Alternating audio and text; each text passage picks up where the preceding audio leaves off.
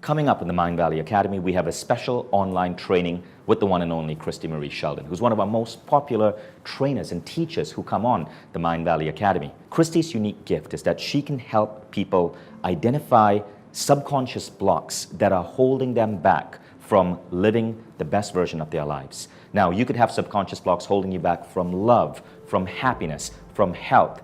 But one of the biggest subsets of these blocks is abundance. So in this online training, Christie is going to show you a way to go deep within yourself and remember and understand how through childhood, particular blocks may have entered your subconscious, and to see how these blocks are holding you back today and how to eliminate these blocks. It's a really powerful training, and that's why whenever we bring Christie Marie Sheldon on, we always break records in terms of the number of people who show up for these online trainings. I want to share with you a personal story of how Christie has helped me overcome one of my biggest abundance blocks. And what's interesting about this story is I'm not just going to show you the result. I actually filmed a video of my conversation with Christie almost 4 years ago when I was doing this particular coaching session with her. So you can see exactly what we were talking about 4 years ago and how in a relatively short amount of time, what I was complaining about, the issue I was having, has now completely disappeared from my life.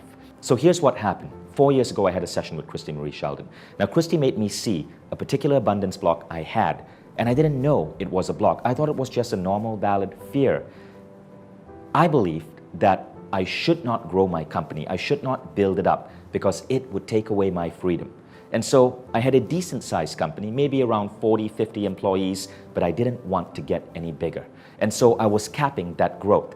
I had a son. I didn't want to be one of those dads who work 10-hour days growing a company. We all know how stressful that can be. Now, when I sat down with Christie, she made me see that all of these were judgments that I had about the world, about being an entrepreneur, about money, about time. None of these were true. They were simply beliefs I had about the world, but Christie showed me that if I continued believing them, it would be true for me. So when you see this session, you'll see that initial conversation with Christie and how I expressed my fears about growing the company, hiring more people, losing my freedom. And that's really interesting because I just experienced Christie doing, for lack of a better word, a reading on me. And she picked up on things about me and my business and the way I view things, which you would not normally have known. And at certain points, I was kind of dumbstruck. And she was able to pick up on points about my beliefs in terms of wealth, abundance, the way I view my business, the way I view employees, and things holding me back. And again, most of these things you would have no way of knowing. So for me, it was kind of weird seeing you pick up on these personal things I don't normally even share with my closest friends. But you were right in many ways, and you were able to point out certain aspects of how I view the world that was, to some degree, limiting the growth of my business. And as a result, the amount of money I was taking back home. Okay, so it's in your heart. There's a core belief that I can't be on my own and make more than X amount of money. So you do have a belief about that. Now, there's a stuck place from your heart to your root. Like our root is how we ground ourselves into the world and make things happen.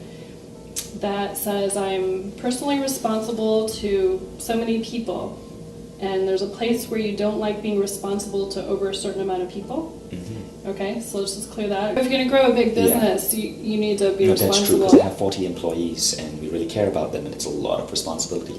And I worry about something happening and I can't take care of them and pay their salaries. So many people in the spiritual movement have a slight disdain for money.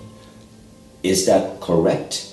And if it's not correct, which I sense that's what you're saying, why do we have this dichotomy in our view? Let's just go down to the level of beliefs, okay? If you have a belief that rich people are greedy, let's just say, that's one belief. What you're actually really saying is there's only a limited amount of wealth in the whole world, and I can't have that. So you got a lot of counter beliefs there going, I can't have it, there's only a limit, which truthfully there's an unlimited amount of wealth that can be generated, right? And we can all partake in that. I think it's just bad programming and bad training that somehow have been infiltrated into society. Nowadays it's safe to have plenty of money and be a good person. See, money doesn't change who the person is. They're either good people or they're not so good for people. Money is simply money a just- multiplier. It multiplies you whether you do good in the world or whether you do bad in the world. Well, one of the main blocks is literally how much we can receive.